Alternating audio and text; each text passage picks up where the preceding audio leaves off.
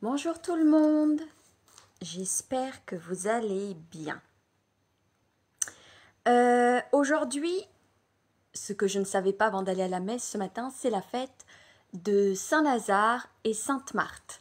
Alors, pour vous faire un petit rappel, Saint-Lazare et Sainte-Marthe sont les frères et sœurs de Sainte Marie-Madeleine.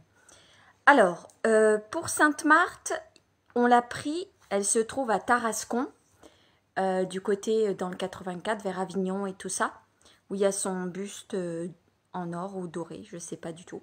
Et on prie Sainte Marthe pour trouver l'amour. Sainte Marthe, Sainte Marie-Madeleine et Saint Lazare, la fratrie, sont partis de Jérusalem et sont arrivés au Sainte-Marie de la Mer. Sainte Marthe est allée vers tout ce qui est Tarascon, tout ça, Avignon. Saint-Lazare est allé vers Marseille et Sainte Marie-Madeleine est allée à la Sainte-Baume.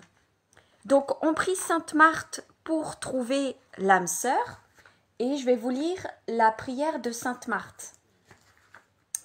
Comme ça, vous n'aurez pas d'excuses pour ceux qui cherchent l'amour en me disant « Aurore, je ne sais pas quelle est la prière ». Alors, juste le temps que je remette la main dessus, elle est là.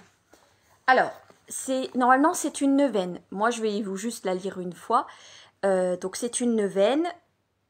Et cette neuvaine a permis à un couple de jeunes gens de se rencontrer, de se marier et d'avoir 3 beaux enfants. C'est la neuvaine destinée à rencontrer son âme sœur. Ô admirable Sainte Marthe, j'ai recours à vous. Et je compte entièrement sur votre aide dans mes épreuves. Comme remerciement, je vous promets de propager partout cette prière. Consolez-moi dans mes soucis et mes difficultés. Je vous en prie humblement, par l'immense joie qui a rempli votre âme lorsque vous receviez le Sauveur du monde dans votre demeure de Béthanie.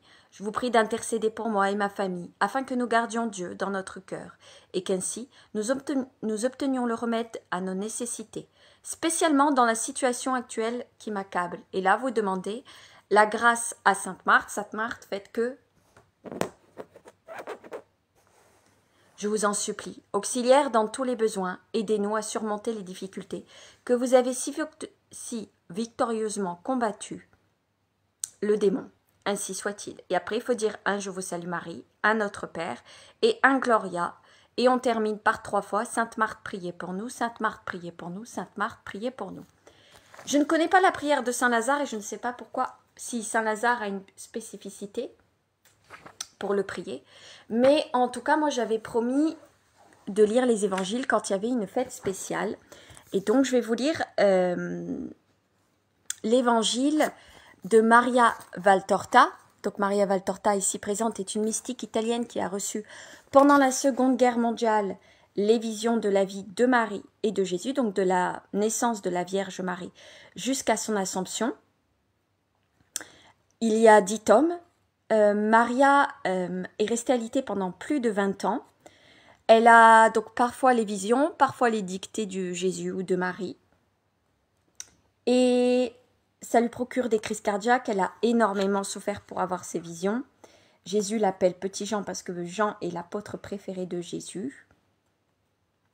Et donc aujourd'hui, je vais vous lire le 8e tome de Maria Valtorta, l'évangile, sur la résurrection de Saint Lazare.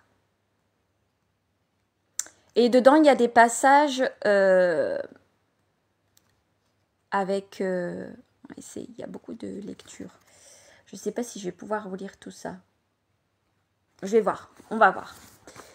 Préparation de la passion de Jésus. Ça, c'est le 7e tome. Les Juifs en visite chez Lazare. Donc Lazare est à l'article de la mort. Saint Lazare est à l'article de la mort. Et bien sûr, Jésus va le ressusciter. Et c'est ce que je vais vous lire. Vision du 18 décembre 1946. Chevauchant des montures de luxe, un groupe important de Juifs pompeux arrive à Béthanie.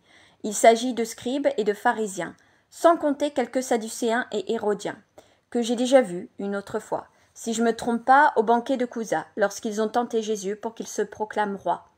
Ils ont suivi Ils sont suivis de serviteurs à pied.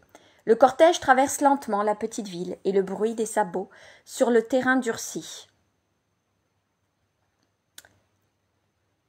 Les voix des hommes attirent hors de chez eux les habitants qui regardent, et avec eux, une frayeur visible, s'inclinant en salutations profondes pour ensuite se redresser et se réunir en groupe volubile. Vous avez vu tous les membres du Sanhédrin de Jérusalem?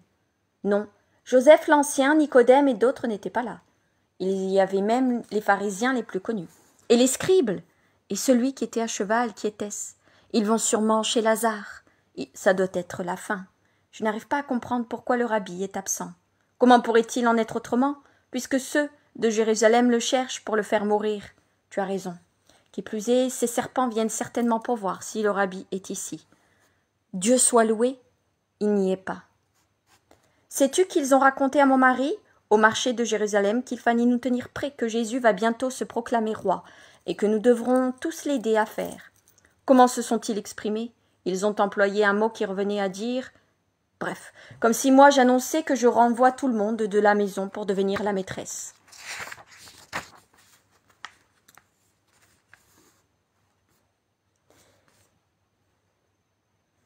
Toi qui te trouves près des champs de Lazare, sais-tu s'il est mort? Non, il n'est pas mort, il est entre la vie et la mort. J'ai demandé des nouvelles de lui à Sarah, qui cueillait des feuilles de plantes aromatiques pour les lavages. Dans ce cas, pourquoi sont-ils tous venus? Bah, ils ont tourné autour de la maison, sur l'arrière, sur les côtés, autour de l'autre maison du lépreux, puis ils sont partis vers Bethléem. Je vous l'avais bien dit, moi. Ils sont venus voir si le rabbi était là, pour lui nuire. Sais-tu ce que c'était pour eux, de pouvoir lui faire du mal, et justement dans la maison de Lazare? Dis donc, Nathan, cet Hérodien, n'est-il pas l'ancien amant de Marie-Madeleine, fille de Théophile? C'était bien lui. Il voulait peut-être se venger de cette façon sur Marie-Madeleine. Un jeune garçon arrive en courant et crie « Il y a plein de monde dans la maison de Lazare !» Je venais du ruisseau avec Lévi, Marc et Isaïe, et nous avons vu. Les serviteurs ont ouvert le portail et pris les montures. Bon, je vous passe les détails de la discussion de tout ce monde qui cancane sur ce qui se passe dans la maison de Lazare. Et je vais directement à la vision du 19 décembre 1946, les Juifs chez Lazare. Bien que brisée par la douleur et la fatigue, Marthe est toujours la maîtresse de maison, qui sait accueillir et recevoir, et elle fait honneur à chacun avec une distinction parfaite. Ainsi, après avoir conduit tout ce petit monde dans une des salles, elle donne des ordres pour qu'on en apporte des rafraîchissements d'usage et que ses hôtes aient tout le confort nécessaire.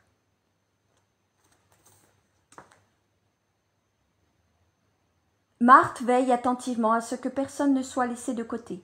Elle va jusqu'à contrôler ce que le serviteur offre à chacun, en fonction de l'âge et peut-être des individus dont les goûts lui sont connus. C'est ainsi qu'elle arrête un serviteur qui se dirige vers Elchias avec une amphore remplie de vin et une coupe pour lui dire « Tobie, pas de vin, mais de l'eau et du miel et du jus de dattes. » Et un autre, Jean préférera sûrement du vin.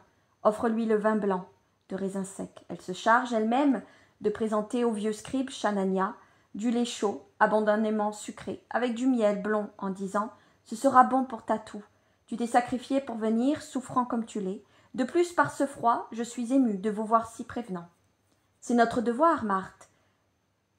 Euchérie était de notre race, une vraie juive qui nous a tous honorés. L'honneur fait à la mémoire vénérée de ma mère me touche au fond du cœur. Je répéterai à Lazare ces paroles. Mais nous voulons le saluer. Un si bon ami lance faux, comme toujours Elchias, qui s'est approché. Le saluer? Ce n'est pas possible. Il est trop épuisé. Nous le dérangerons pas, n'est-ce pas, vous tous? Il nous suffit d'un adieu du seuil de sa chambre, intervient Félix. Vraiment, je ne le peux pas. Nicodème, le médecin, s'oppose à toute fatigue et à toute émotion. Un regard à l'ami mourant ne peut le tuer, Marthe, dit Ben Kalba chez Bois. Nous aurions trop de peine de ne pas l'avoir salué. Marthe est soucieuse, hésitante. Elle regarde vers la porte, peut-être voir si Marie-Madeleine vient à son aide, mais Marie est absente. Les Juifs remarquent son inquiétude et Sadoc, le scribe, le fait remarquer à Marthe. On dirait que notre venue te trouble, femme. Non, non, pas du tout. Comprenez ma douleur, cela fait des mois que je vis auprès d'un mourant, et je ne sais plus. Je ne sais plus me comporter comme autrefois aux fêtes. Oh, ce n'est pas une fête, dit Helkias. Nous voulions même pas pour nous tant d'honneur, mais peut-être veux-tu nous cacher quelque chose, et c'est pour cela que tu nous ne montres pas Lazare et que tu nous interdis sa chambre. On sait bien, mais n'aie pas peur, la chambre d'un malade est un asile sacré, pour quiconque croit le bien. Il n'y a rien à cacher dans la chambre de notre frère, il n'y a rien de caché, il n'accueille qu'un mourant auquel la simple pitié demande qu'on épargne tout souvenir pénible. Or toi, Helkias, et vous tous, vous êtes pour Lazare des souvenirs pénibles, dit Marie-Madeleine, de sa splendide voix d'orge, en apparaissant sur le seuil, sa main tenant écarté le rideau pourpre. Marie-Madeleine, gémit Marthe, suppliante pour l'arrêter. Non, ma sœur, laisse-moi parler. Elle s'adresse aux autres. Et, pour vous retirer tout doute que l'un de vous, ce sera un seul souvenir du passé qui revient pour l'affliger. Ma compagne, si la vue d'un mourant ne le dégoûte pas, et si la puanteur de la chair qui meurt ne lui donne pas la nausée. Et toi, tu n'es pas un souvenir affligeant lance ironiquement l'Hérodien, que j'ai déjà vu, je ne sais où, en quittant son coin pour venir en face de Marie-Madeleine. Marthe pousse un gémissement. Marie-Madeleine a le regard d'un aigle menacé. Ses yeux lancent des éclairs. Elle se redresse, hautaine, oubliant la fatigue et la douleur qui la courbaient, et avec l'expression d'une reine offensée, elle rétoque. Oui, moi aussi je suis un souvenir, mais non pas de douleur, comme tu dis. Je suis le souvenir de la miséricorde de Dieu. Et en me voyant, Lazare meurt en paix, car il sait qu'il remet son esprit entre les mains de l'infinie miséricorde. Ah ah ah, ce n'est pas ainsi que tu parlais autrefois, ta vertu. Tu pourrais la mettre bien en vue de celui qui ne te connaît pas. Mais pas sous tes yeux, n'est-ce pas? Au contraire, je la mets justement sous tes yeux, pour te prouver que l'on devient comme ceux que l'on fréquente. Autrefois, malheureusement, je te fréquentais, et j'étais comme toi. Maintenant, je fréquente le saint, et je deviens honnête. Une chose détruite ne se reconstruit pas, Marie-Madeleine. En effet, le passé, c'est-à-dire toi, vous tous, vous ne pouvez plus le reconstruire. Vous ne pouvez pas reconstruire ce que vous avez détruit. Pas toi, qui m'inspire du dégoût. Pas vous, qui au temps de la douleur avez offensé mon frère, et qui maintenant, dans le but pas bien clair, voulez montrer que vous êtes ses amis. Tu es bien audacieuse, femme. Le rabbi t'aura peut-être chassé plusieurs démons, mais ne t'a pas rendue douce, dit un homme d'environ 40 ans. Non, Jonatas, fils d'Anne, il ne m'a pas rendue faible, mais forte de l'audace d'une personne honnête, qui a voulu le redevenir, et qui a rompu tout lien par le passé, pour se faire une nouvelle vie. Allons, lequel vient voir Lazare? Elle est impérieuse, comme une reine, elle les domine tous par sa franchise, impitoyable, jusque contre elle-même. Marthe, au contraire, est angoissée, elle a les larmes aux yeux, elle regarde fixement Marie-Madeleine d'un air suppliant pour qu'elle se taise. « Moi, je viens, » dit avec un soupir de victime Helkias, faux comme un serpent. Ils sortent ensemble, les autres s'adressent à Marthe. « Ta sœur, toujours ce sale caractère. Elle ne devrait pas. Elle a tant à se faire pardonner, » s'exclame Uriel. Le rabbi, vu à Giscala, celui qui a frappé d'une pierre Jésus. Blessé par ces mots, Marthe retrouve sa force et lance. Dieu lui a pardonné. Tout autre pardon est sans valeur après celui-là, et sa vie actuelle est un exemple pour le monde. Mais l'audace de Marthe a vite fait de tomber et a fait place aux larmes. Elle pleure en gémissant. Vous êtes cruel envers elle et envers moi. Vous n'avez pitié ni de la douleur passée, ni de la douleur actuelle. Pourquoi êtes-vous venue? Pour offenser et faire souffrir? Non, femme, non, uniquement pour saluer un grand juif qui meurt. Pour nulle autre raison, sois-en sûre. Il ne faut pas mal interpréter nos intentions, qui sont droites. Nous avons appris par Joseph et Nicodème l'aggravation de l'état de Lazare, et nous sommes venus, comme eux, les deux grands amis du rabbi et de Lazare. Pourquoi voulez-vous nous traiter différemment, nous qui aimons comme eux le rabbi et Lazare? vous n'êtes pas juste. Peux-tu donc soutenir que, ainsi que Jean, Éléazar, Philippe, Josué, Joachim ne sont pas venus prendre des nouvelles de Lazare, et que Manaën lui-même n'est pas venu? Je ne soutiens rien, mais je m'étonne que vous soyez aussi bien informés de tout. Je ne pensais pas que même à l'intérieur des maisons étaient surveillés par vous. Je ne savais pas qu'il existait un précepte nouveau, en plus des 613, celui d'enquêter, d'épier, l'intimité des familles. Oh, excusez-moi, je vous offense. La douleur m'affole et vous l'exaspérez. Nous te comprenons, femme, et c'est parce que nous avons pensé que vous étiez affolée que nous sommes venus vous donner un bon conseil. Envoyez chercher le maître. Même hier, 7 lépreux sont venus louer le Seigneur parce que le rabbi les a guéris. Appelez-le aussi pour Lazare. Mon frère n'est pas lépreux, s'écrie Marthe, bouleversée. C'est pour cela que vous avez voulu le voir? C'est pour cela que vous êtes venu? Non, il n'est pas lépreux. Regardez mes mains. Je le soigne depuis des années. Il n'y a pas de lèpre sur moi. J'ai la peau rougie par les aromates, mais je n'ai pas de lèpre. Je ne... Du calme, femme, du calme. Qui prétend que Lazare est lépreux? Et qui vous soupçonne d'un péché aussi horrible que celui de cacher un lépreux? Et crois-tu que, malgré votre puissance, nous ne vous aurions pas frappé si vous aviez péché? Nous sommes capables de passer jusque sur le corps d'un père et d'une mère, d'une épouse et des enfants, afin de faire respecter les préceptes, je te l'affirme. Moi, Jonatas, fils d'Uziel. Mais certainement, c'est exact, intervient Archélaüs. Et maintenant, poussés par le bien que nous voulons, l'amour que nous avions pour ta mère et celui que nous avons pour Lazare, nous recommandons d'appeler le maître. Tu secoues la tête? Veux-tu dire que désormais c'est trop tard? Comment? Tu n'as pas foi en lui, Marthe? Disciple fidèle, c'est grave. Commencerais-tu, toi aussi, à douter? Tu blasphèmes, scribe. Moi je crois au maître, comme au Dieu vrai. Alors pourquoi ne veux-tu pas essayer? Il a ressuscité les morts, du moins c'est ce qu'on prétend.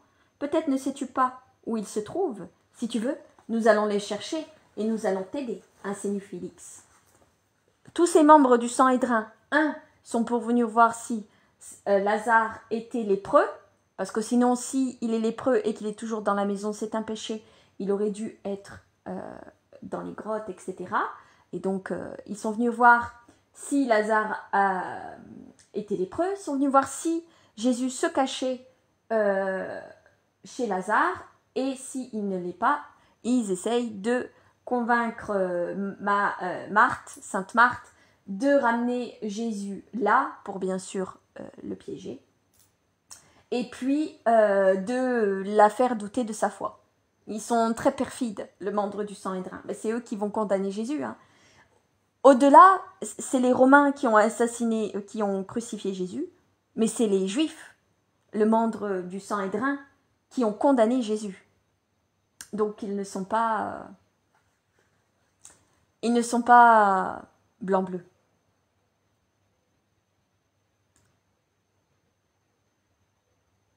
Mais non, s'exclame Sadoc pour l'éprouver. Dans la maison de Lazare, on sait sûrement où est le rabbi. Dis-le franchement, femme. Nous partirons à sa recherche et nous te l'amènerons, et nous serons présents au miracle pour nous en réjouir avec toi et avec tous. Marthe hésitante, presque tentée de céder, les autres la pressent, tant elle confie. Je ne sais pas où il se trouve.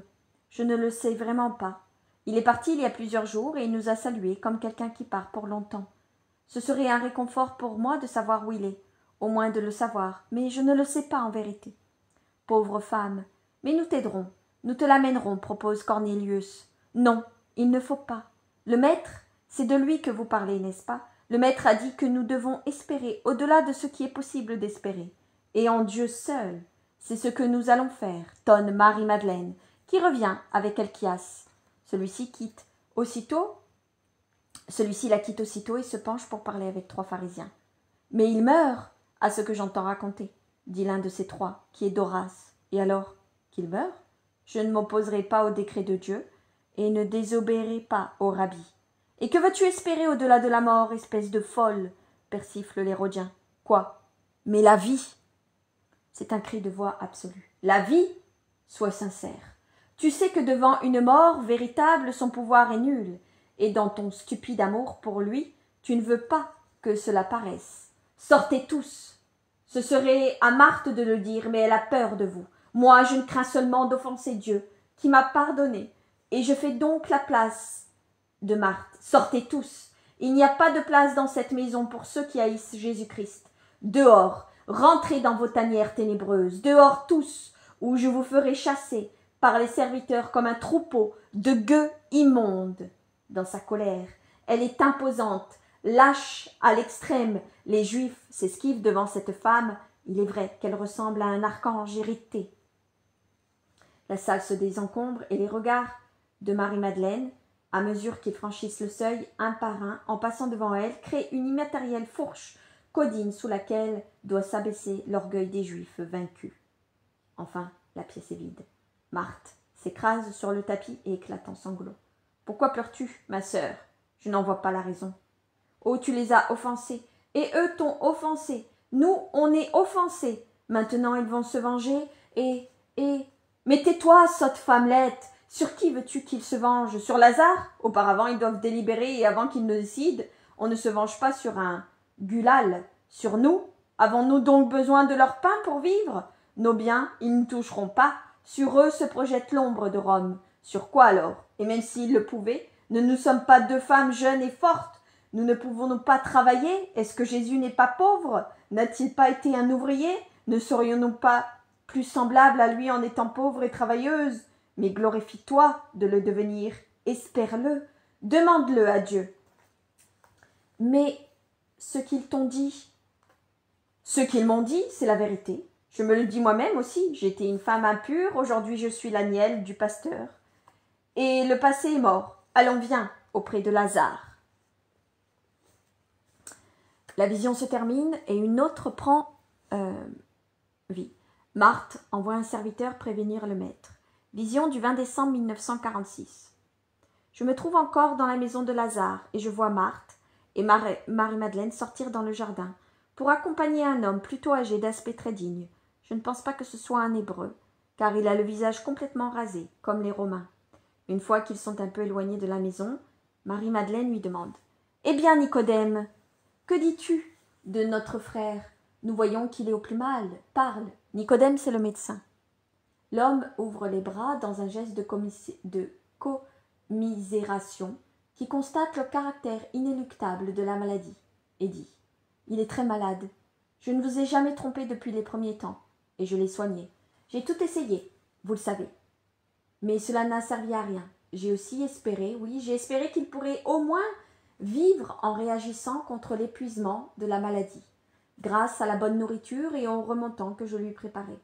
J'ai aussi essayé des poisons indiqués pour préserver le sang et de la corruption et pour soutenir les forces, selon les vieux principes des grands maîtres de la médecine. Mais le mal est plus fort que les remèdes employés.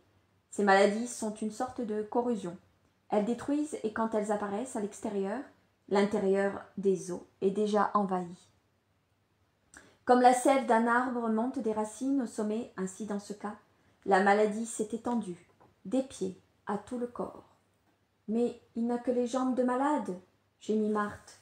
Oui, mais la fièvre détruit là où vous pensez qu'il n'y a que santé. Regardez cette petite branche tombée de cet arbre. Elle paraît rongée, ici près de la cassure. Mais voilà, il la brise entre ses doigts. Vous voyez, sous l'écorce lisse, la carie s'est installée jusqu'à l'extrémité, qui donne l'impression de vivre parce qu'il y a encore des petites feuilles. Pauvre sœur, Lazare est désormais mourant. Le Dieu de vos pères, les dieux et les demi-dieux de votre médecine n'ont rien pu faire, ou voulu faire. Je parle de votre Dieu. Et donc oui, je prévois que la mort est maintenant toute proche. Les signes en sont l'augmentation de la fièvre, symptôme de la corruption entrée dans le sang, les mouvements désordonnés du cœur et l'absence de stimulation et de réaction chez le malade et dans tous ses organes. Vous voyez, il ne sourit plus, il ne se nourrit plus, il ne retient pas le peu qu'il prend et il n'assimile pas ce qu'il retient. C'est la fin. Et faites confiance à un médecin qui vous est reconnaissant, en souvenir de Théophile. Ce qu'il faut plutôt désirer désormais, c'est la mort. Ce sont des mots effroyables depuis des milliers d'années. Ils détruisent l'homme, et l'homme n'arrive pas à détruire. Les dieux seuls le pourraient si. Il s'arrête, les regarde en passant ses doigts sur son menton rasé. Il réfléchit puis reprend. Pourquoi n'appelez-vous pas le Galiléen? C'est votre ami, lui peut, car il peut tout. J'ai examiné les personnes qui étaient condamnées et qui les a guéries. Il sort de lui une force étrange, un fluide mystérieux, qui ranime et rassemble les réactions dispersées et leur impose de vouloir guérir. Je ne comprends pas. Je l'ai suivi moi aussi en restant mêlé à la foule, et j'ai vu des choses merveilleuses. Appelez-le moi, je suis un païen, mais j'honore le thaumaturge mystérieux de vos peuples, et je serais heureux s'il pouvait ce que moi je n'ai pas pu. Lui, il est Dieu, Nicodème, il peut donc tout. La force que tu appelles fluide, c'est sa volonté de Dieu, explique Marie-Madeleine. Je ne me moque pas de votre foi, au contraire, je la pousse à grandir jusqu'à l'impossible. Du reste, on dit que les dieux sont parfois descendus sur la terre. Moi, je n'y avais jamais cru. Mais avec ma science et ma conscience d'homme et de médecin, je dois reconnaître qu'il en est ainsi, car le Galiléen opère des guérisons que seul un Dieu peut opérer. Pas un Dieu quelconque, Nicodème, le vrai Dieu, insiste Marie-Madeleine. Comme tu voudras. Pour ma part, je croirai en lui et je deviendrai son disciple si je vois que Lazare ressuscite. Car désormais, plutôt que de guérison c'est de résurrection qu'il faut parler. Appelez-le donc et d'urgence, car si je ne suis pas devenu idiot, il mourra tout au plus d'ici le 3e crépuscule, à partir de celui-ci. J'ai dit tout au plus, hein. Ce pourrait être avant. Oh, si nous pouvions, mais nous ne savons pas où il se trouve, soupire Marthe. Moi, je le sais. C'est un de ses disciples qui m'a renseigné. Il est allé le rejoindre en accompagnant les malades. Or, 2 étaient des miens. Il est au-delà du Jourdain, près du gué. C'est ce qu'il m'a dit. Vous, peut-être, connaissez mieux l'endroit. Ah, dans la maison de Salomon? Certainement, répondit Marie-Madeleine. C'est très loin? Non, Nicodème.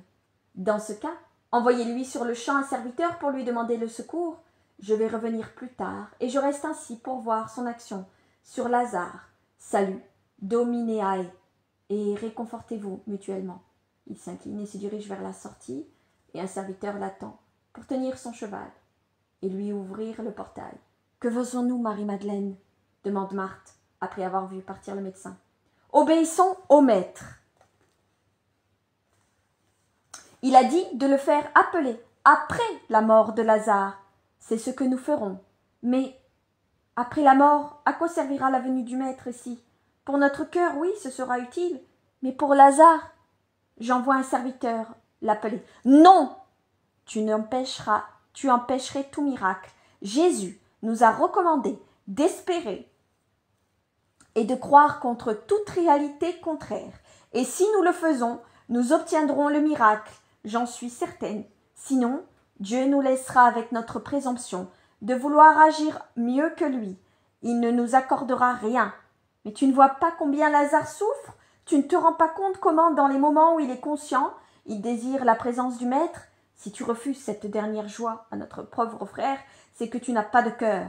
Notre pauvre frère, bientôt nous n'aurons plus de frères, plus de père, plus de mère, plus de frères, la famille décapitée, et nous seuls, comme 2 palmiers, dans un désert. Dans sa souffrance, elle fait une crise de nerfs, tout orientale, elle s'agite, se frappe le visage, se décoiffe. Marie-Madeleine la saisit et lui impose. « Tais-toi! Mais tais-toi donc! Il peut t'entendre. Je l'aime plus et mieux que toi, et je sais me dominer. Tu ressembles à une femmelette malade. J'ai dit, tais-toi. Ce n'est pas par cette agitation que l'on change les destinées, ni que l'on émeut les cœurs. Si tu le fais pour émouvoir le mien, tu te trompes. Sois-en sûr. Le mien se brise dans l'obéissance, mais il tient bon par elle. » Marthe, dominée par la force de sa sœur et par ses paroles, se calme quelque peu. Dans sa douleur, plus sereine maintenant, elle gémit en appelant sa mère. « Maman, ah maman, console-moi, il n'y a plus de paix, moi, depuis que tu es morte. Si tu étais là, maman, si le chagrin ne t'avait pas tuée, si tu étais ici, tu nous guiderais, et nous t'obéirions pour le bien de tous. Ah !»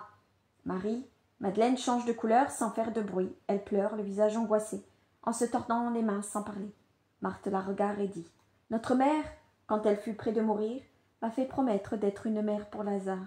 Si elle était ici, elle obéirait au maître, car c'était une femme juste. C'est inutilement que tu essaies de m'émouvoir. Dis-moi donc que j'ai assassiné ma mère par les douleurs que je lui ai causées, je le reconnaîtrai. Si tu ne veux pas me faire reconnaître que tu as raison, de vouloir appeler le maître, je te répondrai toujours non, je m'y refuserai toujours, et je suis certaine que du sein d'Abraham, elle m'approuve et me bénit. Rentrons à la maison.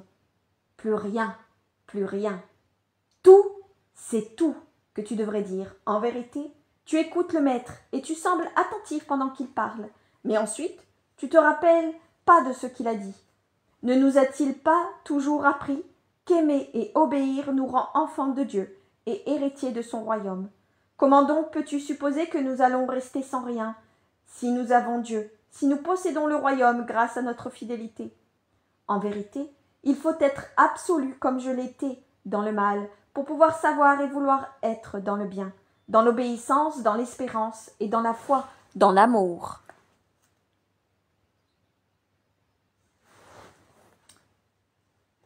Tu permets aux Juifs de se moquer du maître et de faire des insinuations sur son compte. Tu les as entendus avant hier. Tu penses encore au croassement de ces corbeaux et aux cris de ces vautours? Laisse-les donc cracher ce qu'ils ont en eux. Que t'importe le monde? Qu'est le monde par rapport à Dieu? Regarde, moins que ce temps dégoûtant, engourdi par le froid, ou empoisonné pour avoir sucé des ordures, et que j'écrase ainsi. Elle donne un énergique coup de talon à l'insecte qui avance lentement sur le gravier du chemin, puis elle prend Marthe par le bras. Allons, viens à la maison et... Au moins, envoyons quelqu'un informer Jésus de l'état de Lazare sans rien ajouter. Comme s'il avait besoin de l'apprendre par nous. Non, c'est inutile. Il nous a recommandé, quand il sera mort. Faites-le-moi savoir. C'est ce que nous ferons. Mais pas avant. Personne n'a pitié de ma douleur. Et toi moins que tous. Et cesse de pleurer ainsi, je ne le supporte pas. Dans sa propre souffrance, elle se mord les lèvres pour donner du courage à sa sœur et ne pas pleurer, elle aussi. Marcel sort en courant de la maison, suivi de Maximin. « Marthe, Marie-Madeleine, venez vite! Lazare va mal, il ne répond plus. » Les deux sœurs se hâtent de rentrer. Peu après, on entend la forte voix de Marie qui donne des ordres pour organiser les secours qui s'imposent. On voit les serviteurs passer avec des potions fortifiantes et des bassins d'eau bouillante. On devine chuchotement et assiste à des gestes de douleur. Puis le calme revient tout doucement. Et voici de nouveau Marthe, pâle comme une morte. Elle se retourne pour voir si on la suit. Elle regarde le personnel qui se presse avec une anxiété autour d'elle. De nouveau, elle se tourne vers la maison, puis ordonne à un serviteur « Toi, viens avec moi !» L'homme se détache du groupe et la suit. Dans la tonnelle des jasmins, Marthe parle sans quitter des yeux la maison, qu'elle peut apercevoir à travers l'entrelacement des branches. « Écoute-moi bien. Lorsque tous les serviteurs seront revenus et que je leur aurai donné des ordres pour qu'ils soient occupés à l'intérieur, tu iras aux écuries, tu prendras un cheval des plus rapides et tu le selleras. Et si par hasard quelqu'un te voit, dis que tu vas chercher le médecin. Tu ne mentiras pas, et je t'apprends pas à mentir, car vraiment, je t'envoie auprès du médecin béni. Emporte de l'avoine pour ta monture, de la nourriture pour toi, ainsi que cette bourse pour tout ce qui pourrait arriver. Sors par la petite porte et passe par les champs labourés pour que les sabots ne fassent pas de bruit.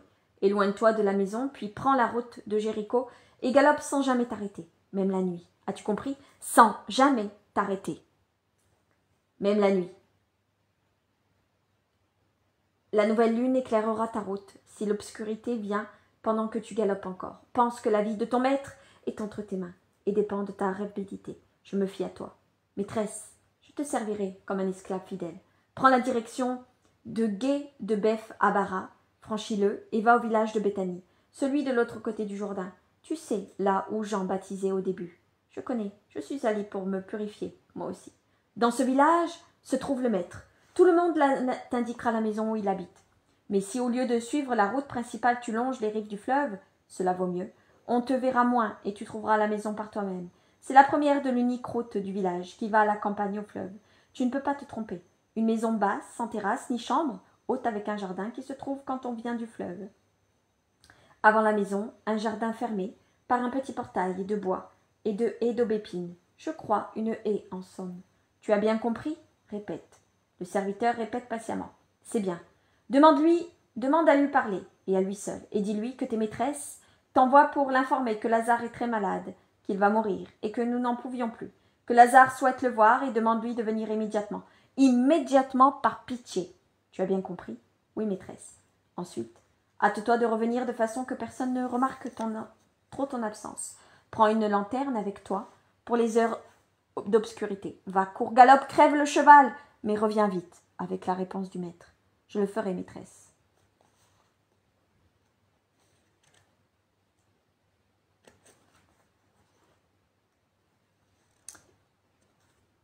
Alors après, il y a les délires de mort de Lazare. C'est une vision du 21 décembre 1947.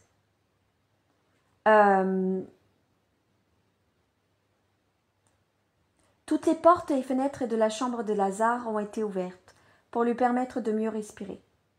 Il est absent, dans le coma, un lourd coma qui ressemble à la mort, dont il ne diffère que par la respiration. Autour de lui se tiennent ses deux sœurs, Marthe et Marie-Madeleine, Maximin, Marcel et Noémie, attentifs aux plus légers mouvements du mourant.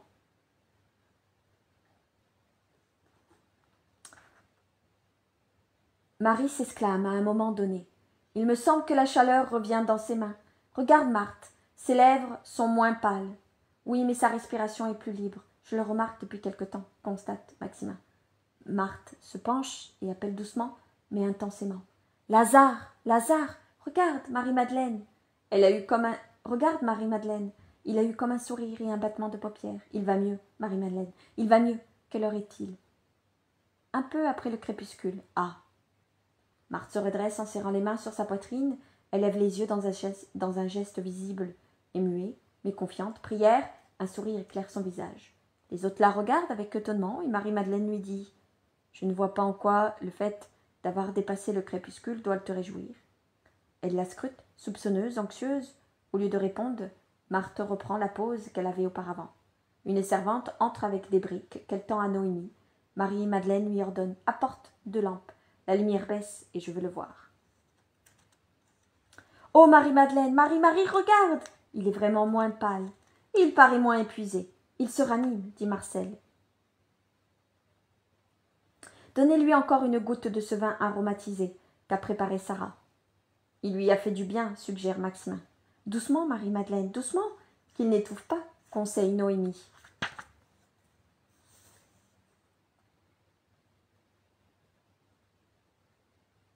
Maîtresse, Nicodème est revenu, annonce un serviteur en apparaissant sur le seuil. Qu'il entre, qu'il entre. Il nous aidera à le réanimer, à le ranimer. Voyez, il ouvre les yeux, il remue les lèvres, dit Maximin. Il me serre les doigts avec ses doigts, crie Marie-Madeleine. Elle se penche pour dire Lazare, m'entends-tu? Qui suis-je?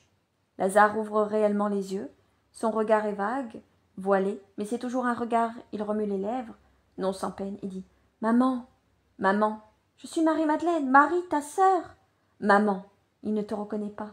Il appelle sa mère. Les mourants, c'est toujours comme ça, dit Noémie, le visage béni de larmes. Mais il parle, après si longtemps, il parle, et c'est déjà beaucoup. Bientôt il ira mieux. Oh, Monseigneur, récompense ta servante, s'écrie Marthe, avec le même geste de fervente et confiante de prière que tout à l'heure. Mais que t'est-il arrivé? Aurais-tu vu le maître? T'est-il apparu? Dis-le-moi, Marthe, enlève-moi cette angoisse, s'exclame Marie-Madeleine. L'entrée de Nicodème empêche Marthe de répondre. Tout le monde parle, ils parlent tous ensemble. Quand enfin ils ont terminé, ils se contentent de dire « C'est bien, laissez-moi voir ». Il les écarte pour s'approcher du lit et ordonne d'approcher les lampes et de fermer la fenêtre, parce qu'il veut découvrir le malade. Il se penche. Sur lui, l'appelle, l'interroge, fait passer la lampe devant le visage de Lazare. Il est indéniable qu'il a repris de la vigueur. Actuellement, il va mieux que lorsque je l'ai vu. Mais ne vous faites pas d'illusions. Ce n'est qu'une rémission, j'en suis tellement certain, comme je l'étais qu'il approche de sa fin, que comme vous le voyez, je suis revenu, après m'être dégagé de toute occupation pour lui rendre la mort moins pénible, autant qu'il m'est permis de le faire, ou pour le voir le miracle, si. Vous vous en êtes occupé? Oui, oui, Nicodème, interrompt Marthe, et pour empêcher toute autre parole, elle ajoute. Mais n'avais-tu pas dit que d'ici 3 jours, moi, elle sanglote. Effectivement, je suis un médecin, je vis au milieu des agonies et des pleurs, mais l'habitude de voir la souffrance ne m'a pas encore donné un cœur de pierre, et aujourd'hui je vous ai préparé, en vous indiquant un délai suffisamment long, et imprécis. Mais ma science me disait que la solution était plus rapide. Et mon cœur mentait pour vous tromper par pitié. Allons, soyez courageuse, sortez. On ne sait jamais jusqu'à quel point les mourants entendent. Il pousse dehors les deux sœurs en larmes, en répétant « Soyez courageuse, soyez courageuse ».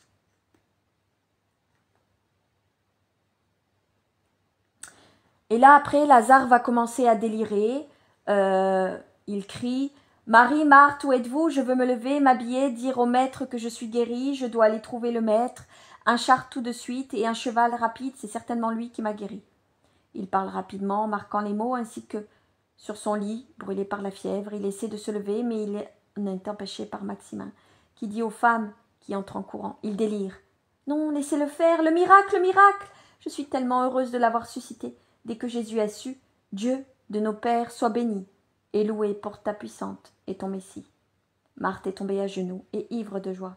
Pendant ce temps, Lazare continue toujours plus agité par la fièvre. Marthe ne comprend pas que c'est la cause de tout.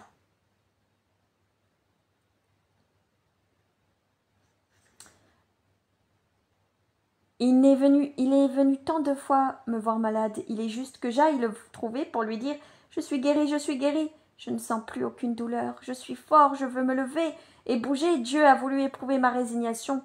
On m'appellera le nouveau Job. » Il prend un ton erratique en faisant de grands gestes.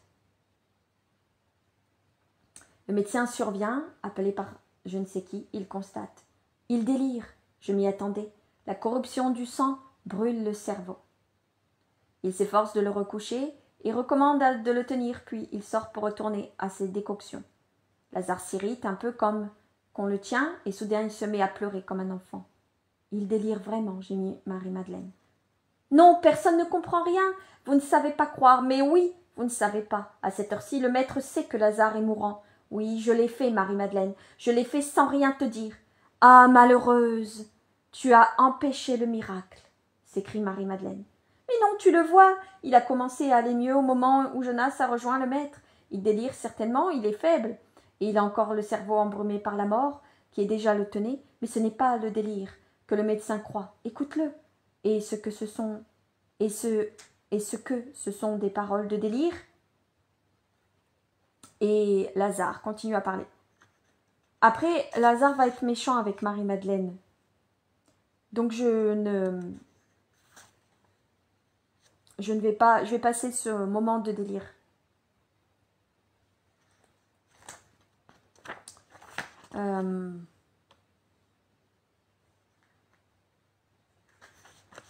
Alors,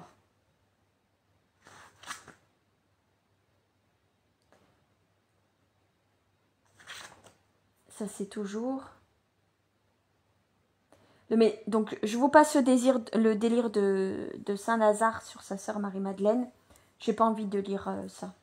Le médecin fait un geste. C'est la fin. Après le délire vient la torpeur, puis la mort. Mais il peut avoir un réveil de l'intelligence. Approchez-vous. Toi surtout, ce sera une joie pour lui. Après avoir couché Lazare, épuisé après tant d'agitation, il va trouver Marie-Madeleine, qui n'a cessé de pleurer par terre, en gémissant. Faites-le taire.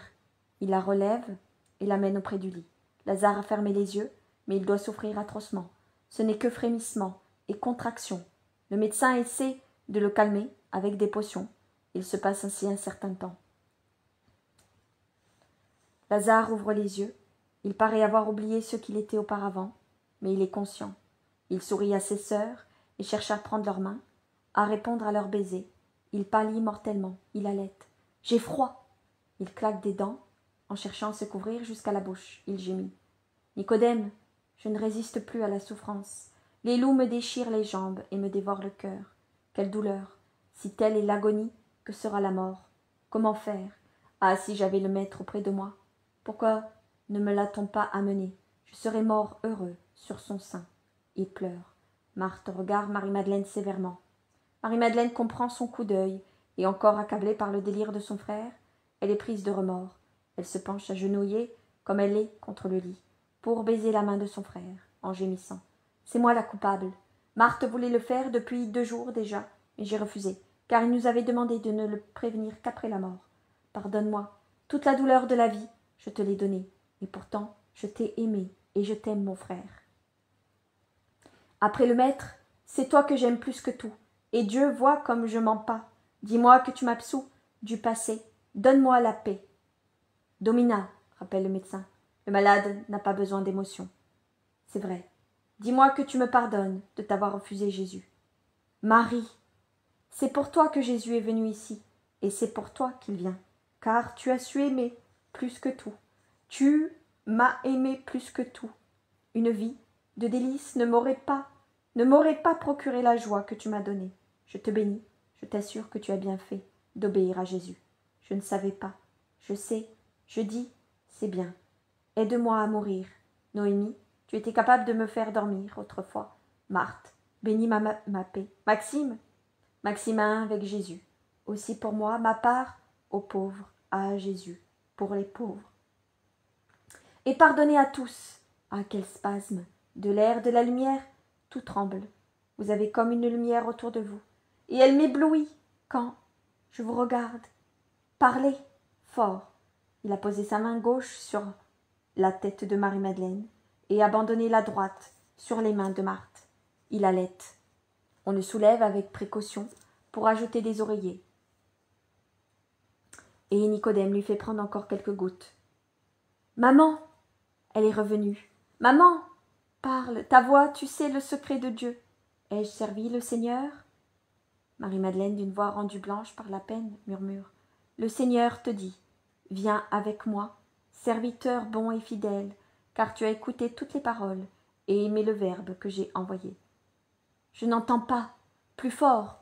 Marie-Madeleine répète plus fort. C'est vraiment maman, dit Lazare d'un air satisfait. Puis il abandonne sa tête sur l'épaule de sa sœur. Il ne parle plus. Il ne reste que des gémissements et des tremblements spasmodiques, la sueur et le râle. Nicodème, il se laisse aller, il se refroidit, s'inquiète Marie-Madeleine. Domina, la mort sera un soulagement pour lui. Garde-le en vie, demain Jésus sera certainement ici. Il sera parti tout de suite. Peut-être a-t-il pris le cheval du serviteur ou une autre monture, dit Marthe. Et s'adressant à sa sœur, oh, si tu m'avais laissé l'appeler plus tôt. Puis tout agitée, elle impose au médecin. Fais-le vivre. Le médecin ouvre les bras, essaie les potions fortifiantes, mais Lazare n'avale plus. Le râle augmente, augmente, il est déchirant. Je ne peux plus entendre ça, gémit Noémie. Oui, il a une longue agonie, acquiesce que le médecin signe d'un signe de tête. Mais il n'a pas encore fini de parler, qu'avec une convulsion de toute sa personne qui se cambre et puis s'abandonne, Lazare exhale le dernier soupir. Les sœurs crient. En voyant ce spasme, cet abandon, Marie-Madeleine appelle son frère, l'embrasse. Marthe s'accroche au médecin qui se penche sur la mort et constate. Il a expiré. Désormais, il est trop tard pour attendre le miracle. Il n'y a plus rien à attendre. Trop tard. Je me retire. Dominae, je n'ai plus aucune raison de rester. Ne tardez pas pour les funérailles. Ne tardez pas pour les funérailles, car il est déjà décomposé. Il abaisse les paupières sur les yeux du mort et ajoute en le regardant. Quel malheur! C'était un homme vertueux et intelligent. Il ne devait pas mourir.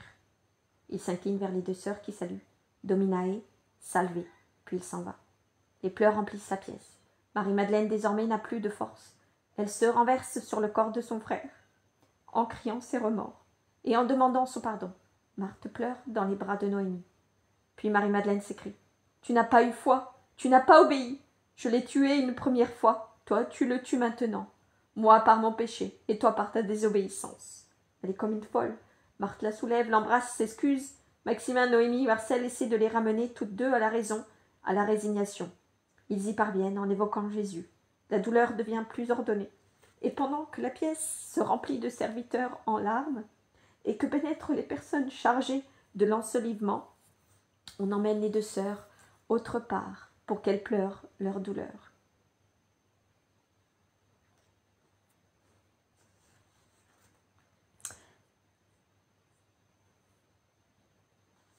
Les sœurs redoublent de larmes sous ces bandes. Lazare leur paraît déjà plus loin. C'est un pas de plus dans l'éloignement de la mort. Elles veillent en pleurant jusqu'à l'aube, jusqu'au retour du serviteur parmi sur l'autre rive du Jourdain. Il est abasourdi, mais rend compte de la course qu'il a faite pour apporter la réponse de Jésus. Viens. Il a dit qu'il va venir. Il n'a fait aucun reproche, demande Marthe. Non, maîtresse. Il a répondu, je viendrai. Dis-leur que je viendrai. Et auparavant, il avait dit, recommande-leur bien d'avoir la foi, et de rester tranquille. Ce n'est pas une maladie mortelle, mais c'est la gloire de Dieu pour que sa puissance soit glorifiée en son Fils. Ce sont vraiment ces mots? En es-tu sûre? Questionne Marie-Madeleine. Maîtresse, tout le long de la route, j'ai répété ces paroles. Va, tu es fatiguée, tu as bien rempli ta mission. Mais il est trop tard désormais, soupire Marthe. Et dès qu'elle reste avec sa sœur, elle éclate bruyamment en sanglots. Marthe, pourquoi? Demande Marie-Madeleine. Ah, et en plus de la mort, c'est la désillusion. Marie, tu te rends pas compte que cette fois le maître s'est trompé? Regarde Lazare, il est bien mort. Nous avons espéré au-delà de ce qui est croyable, et cela n'a pas servi. Quand je l'ai fait appeler, j'ai certainement mal agi. Lazare était déjà plus mort que vif, et notre foi n'a eu ni résultat ni récompense, et le maître nous fait dire que ce n'est pas une maladie mortelle. Le maître alors n'est plus la vérité, il ne l'est plus. Oh, tout est fini, absolument tout. Marie, quant à elle, se tord les mains, elle ne sait que dire, la réalité est la réalité, mais elle ne parle pas, elle ne dit pas un mot contre son Jésus. Elle pleure, elle est vraiment à bout. Marthe a une idée fixe dans le cœur, celle d'avoir trop tardé. C'est ta faute, rapproche-t-elle. Elle voulait éprouver ainsi notre foi. Obéir, oui, mais désobéir aussi à une cause de notre foi, et lui montrer que nous croyons, que lui seul pouvait et devait accomplir ce miracle. Mon pauvre frère, il a tant désiré sa venue. Au moins cela le voir, notre pauvre Lazare. Et les pleurs changent en un cri lugubre, auquel font écho, de l'autre côté de la porte, les cris des servantes et des serviteurs, selon les coutumes de l'Orient. Et la vision se termine. Alors après, il y a la vision du serviteur de Béthanie qui apporte à Jésus le message de Marthe. Jésus prédit à Simon-Pierre que Rome deviendra chrétienne. Alors, je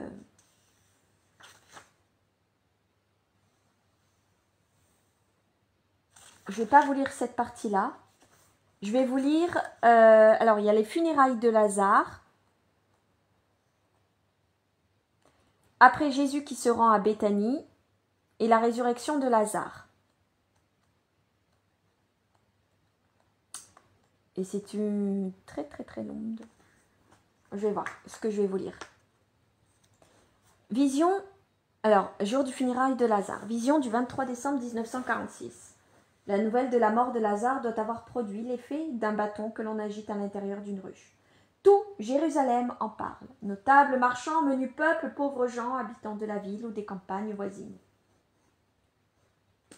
Les nouvelles les plus disparates sur la cause de la mort de Lazare, sur l'emplacement du tombeau, sur l'absence du Christ, de la maison de son grand ami et protecteur, justement en cette circonstance. Tout cela alimente les débats de petits groupes.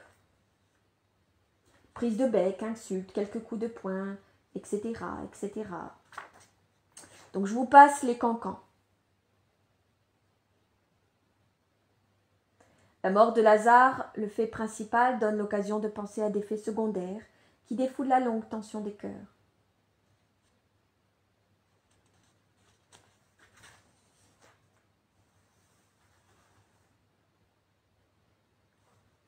Alors,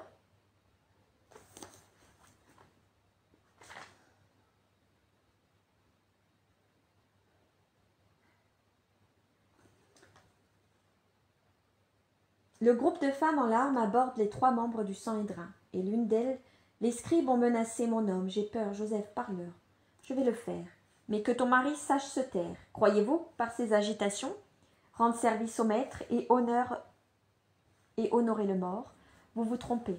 Vous nuisez à l'un et à l'autre, répond Joseph. Puis il les quitte pour aller à la rencontre de Nicodème, qui arrive par une rue suivie des serviteurs. Je n'espérais pas te voir, Nicodème. Moi-même, je ne sais comment j'ai pu. Un serviteur de Lazare est venu après le chant du coq m'informer du malheur.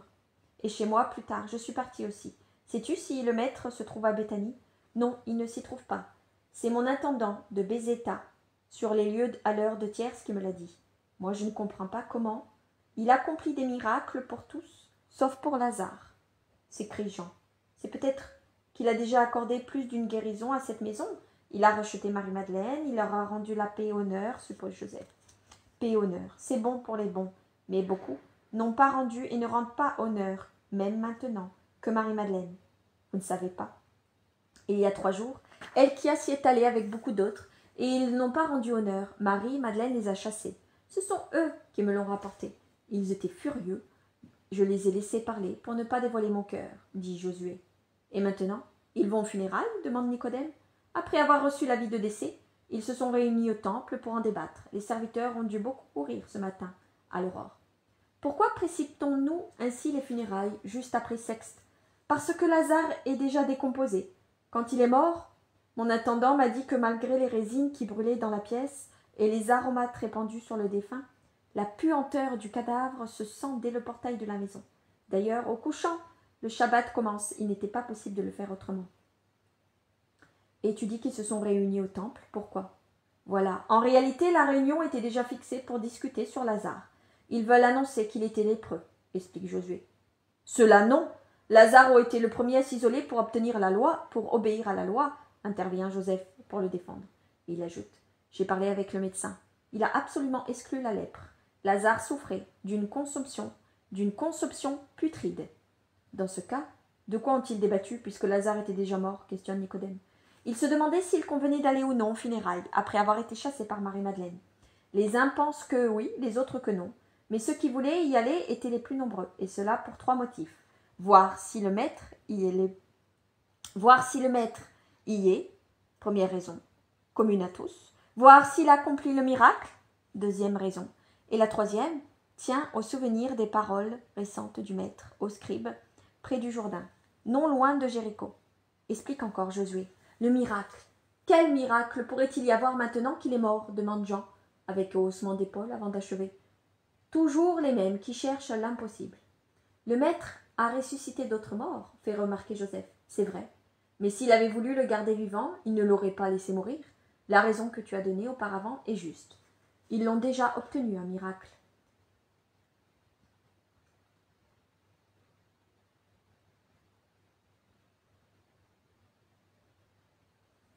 Les voilà presque à la porte de Jérusalem, qui ouvre sur le chemin de Béthanie, et Jean s'écrie. Vois, elle est gardée. Pourquoi donc? Et ils arrêtent ceux qui sortent. Il y a de l'agitation en ville. Oh, elle n'est pourtant pas les plus fortes. Ils parviennent à la porte et se sont arrêtés, comme tout le monde. Pour quelle raison, soldats? Je suis connu de toute l'Antonia, et vous ne pouviez dire du mal de moi. Je vous respecte et je respecte vos lois, dit Joseph d'Arimathie. Ordre du centurion. Le chef va entrer dans la ville, et nous voulons savoir qui sort par les portes, et spécialement par celle-ci, qui donne sur la route de Jéricho.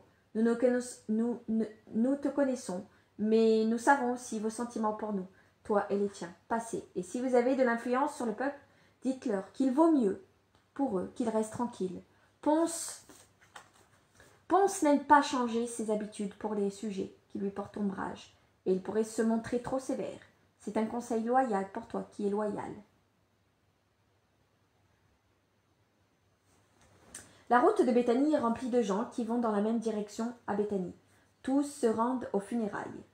On voit des membres du Sanhédrin, des pharisiens mêlés à des sadducéens et des scribes. Et ceux-ci à des paysans, des serviteurs, des intendants des différentes maisons. Des domaines de Lazare possèdent dans la ville et dans la campagne. Et plus on approche de Béthanie, plus il y a du monde qui débouche des sentiers et des chemins sur la route principale.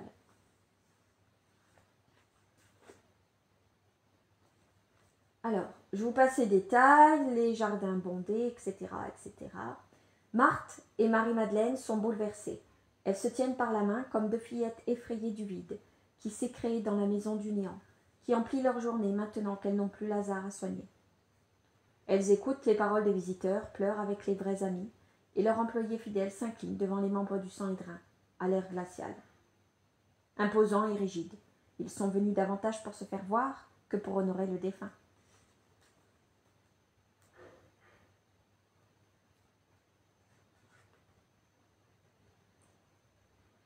Elchias revient avec les plus intransigeants, avec lesquels il a parlé longuement. Il demande « Nous pourrions-nous pas voir le mort ?» Marthe, avec tristesse, se passe la main sur le front et répond « Depuis quand cela se fait-il en Israël? Il est déjà préparé. Des larmes descendent lentement de ses yeux. Ce n'est pas l'usage, c'est vrai, mais nous le désirons. Les amis les plus fidèles ont bien le droit de voir une dernière fois celui qui les a aimés. Nous aussi, ses sœurs, nous aurions eu ce droit, mais il a été nécessaire de l'embaumer sans attendre, et quand nous sommes revenus dans la chambre de Lazare, nous n'avons plus vu que sa forme enveloppée de bandelettes. Vous devriez donner des ordres clairs. Ne pouviez-vous pas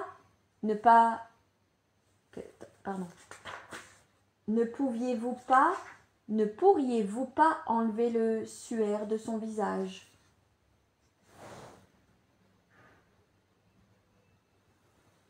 Oh, il est déjà décomposé et à l'heure des funérailles est arrivée. Joseph intervient. Helkias, il me semble que nous, par excès d'amour, nous leur faisons de la peine. Laissons-les, sœurs, en paix.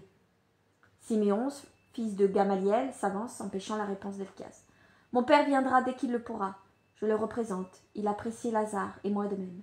Marthe s'incline en répondant que l'honneur du rabbi pour notre frère soit récompensé par Dieu.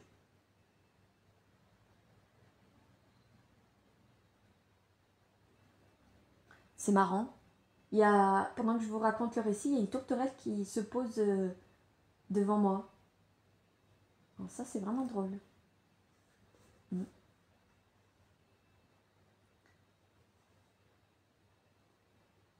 Helkias, à cause du fils de Gamaliel, s'écarte sans insister davantage, et il discute avec les autres, qui lui font observer. « Mais tu ne sens pas la puanteur? Tu veux douter? Du reste, nous verrons s'il mure le tombeau. On ne vit pas sans air. » Ils veulent vraiment vérifier que 1, Lazare soit mort, que 2, ça soit bien lui dans le tombeau, et de 3, ils veulent bien voir que le tombeau sera scellé.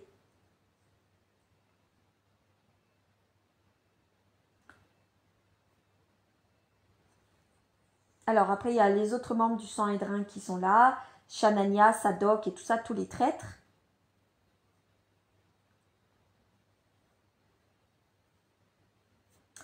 C'est le vieux Shanania qui, de sa voix éraillée de vieillard croulant, commence à l'attaque. « Qu'en dis-tu, Marie-Madeleine? Votre maître est le seul absent des nombreux amis de ton frère. Singulière amitié. Plein d'amour tant que Lazare se portait bien, et de l'indifférence quand il est venu le moment de l'aimer. Tous ont obtenu des miracles de Jésus, mais ici, il n'y en a aucun. Que dis-tu, femme? Il t'a bien trompé, le beau rabbi galiléen. N'affirmais-tu pas qu'il t'avait dit d'espérer au-delà de toute espérance? Tu n'as donc pas espéré, ou bien il ne sert à rien d'espérer en lui. Tu espérais dans la vie? As-tu dit, c'est vrai. Jésus prétend être lui-même la vie. Mais là-dedans se trouve ton frère mort, et là-bas s'ouvre déjà la porte du tombeau. Et toujours pas de rabbi. Le rabbi s'est donné la mort, pas la vie, renchérit Doras avec un sourire perfide. Marthe incline son visage dans ses mains et pleure. C'est bien la réalité. Son espérance est bien déçue. Le maître n'est pas là. Il n'est pas venu les réconforter. Il aurait pourtant pu être là. Maintenant, Marthe pleure. Elle ne sait plus que pleurer. Marie pleure également. Elle aussi doit reconnaître la réalité. Elle a cru, elle a espéré au-delà de tout ce qui est croyable, mais rien ne s'est produit. Et déjà les serviteurs roulent la pierre de l'entrée du tombeau, car le soleil commence à descendre, et cela va vite, en hiver, qui plus est. On est vendredi, et tout doit être fait le temps, de façon que les hôtes n'aient pas à transgresser les lois du Shabbat, qui va bientôt commencer. Shanania insiste. « Tu ne réponds pas? Es-tu convaincu à présent que c'est un imposteur qui vous a exploité et méprisé? Pauvre femme !» Et il hoche la tête parmi ses comparses, qui l'imitent en disant aussi « Pauvre femme !» C'est l'heure, il est temps de donner l'ordre. C'est à vous qu'il revient de le faire. Marthe s'effondre, on la secourt et on la porte dans les bras au milieu des cris, des serviteurs qui comprennent que l'heure de la mise au tombeau est venue et qui entonnent les lamentations. Marie-Madeleine se tord convulsément les mains. Elle supplie. Attendez encore un peu. Envoyez des serviteurs sur la route d'Ansemé et la fontaine, sur toutes les routes, des serviteurs à cheval, pour voir s'il vient. Mais tu espères encore, malheureuse? Que faut-il pour te convaincre qu'il vous a trahi et trompé? Il vous a ignoré avec mépris.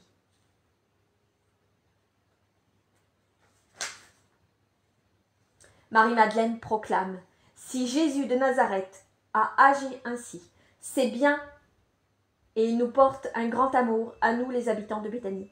Tout est pour la gloire de Dieu et la sienne. Il a dit que cela servirait à la gloire du Seigneur, parce que la puissance de son verbe resplendira complètement. Fais ton œuvre, Maximin. Le tombeau n'est pas un obstacle au pouvoir de Dieu. Elle s'écarte, soutenue par Noémie, qui est accourue, et elle fait un signe.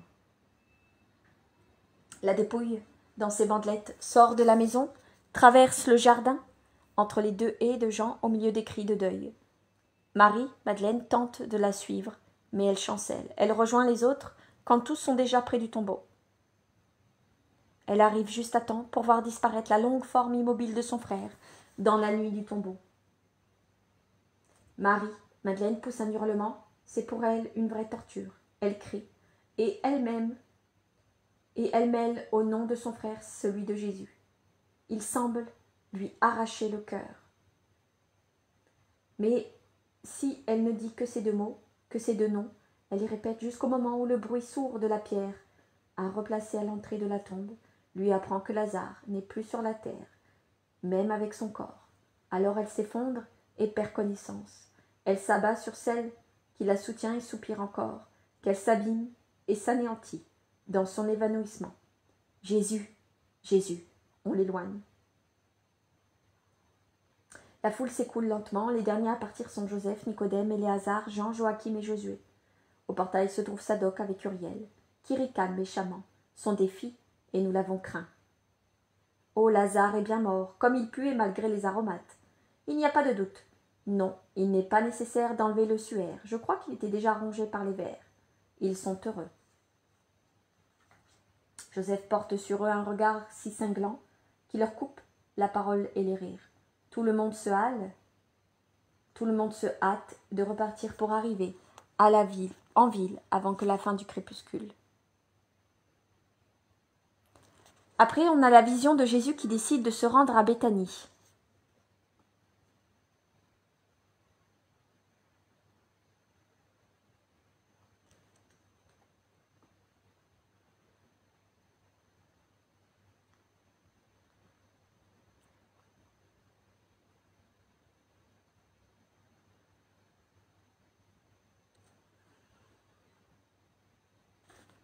Alors, il est avec les apôtres, ils sont réveillés par Jésus qui déclare, en ouvrant les bras qu'il tenait serrés sur le bord de la table, et en présentant les mains comme fait le prêtre quand il dit « Le Seigneur soit avec vous ».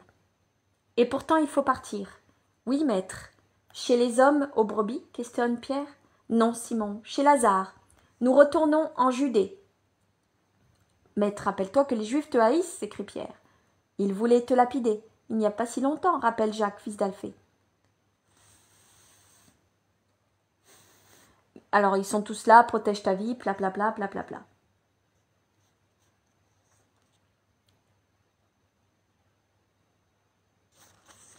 Alors, il continue à parler.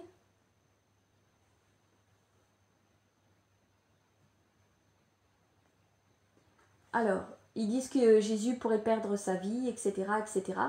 Et Jésus répond.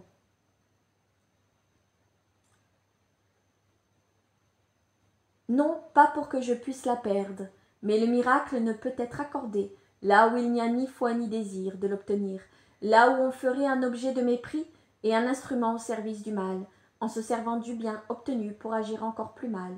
Mais maintenant je peux encore accomplir le miracle, afin de rendre gloire à Dieu. Allons donc chez notre ami Lazare, il dort. Allons l'éveiller de ce sommeil afin qu'il soit frais et dispos pour servir son maître. Mais s'il dort, tout va bien. Il va finir de guérir. Le sommeil est déjà un remède. Pourquoi le réveiller, lui fait-on remarquer. Lazare est mort. J'ai attendu que son décès ait eu lieu pour me rendre à Béthanie. Non pas à cause de ses sœurs, ni de lui, mais à cause de vous, pour que vous croyiez, pour que votre foi grandisse. Allons chez Lazare. Bon, partons. Nous mourrons comme il est mort, et comme tu veux mourir, soupire Thomas, en fataliste, résigné. Thomas, Thomas, Thomas. Et vous tous qui intérieurement critiquez et grommelez, sachez que celui qui veut me suivre doit avoir pour sa vie le même souci que l'oiseau pour le nuage qui passe. Il faut la laisser passer au gré du vent qui l'entraîne. Le vent, c'est la volonté de Dieu, qui peut vous donner ou vous enlever la vie, comme il lui plaît, sans que vous ayez à vous plaindre, de même que l'oiseau ne se plaint pas du nuage qui passe, mais chante quand même.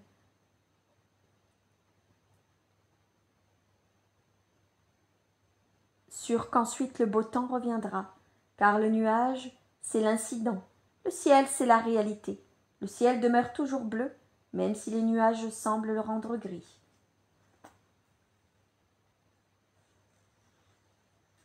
Nous passerons la nuit dans la maison de Niké, puis à l'aurore nous prendrons la route de Béthanie, celle qui passe par Essémée. Nous serons arrivés avant Sexte, il y aura beaucoup de gens, et les cœurs seront ébranlés. J'en fais la promesse, et je la tiendrai. À qui, Seigneur? Demande Jacques, fils d'Alphée, presque craint. À ceux qui me haïssent, à ceux qui m'aiment, aux deux d'une manière absolue.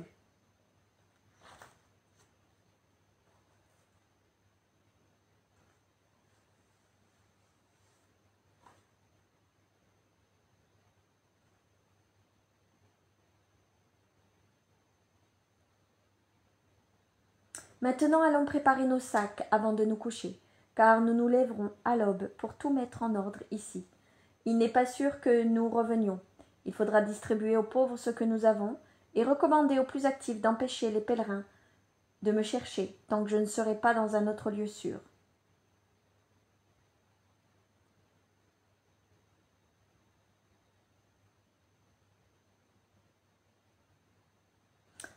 Il se lève, les bénit et se retire dans sa petite pièce.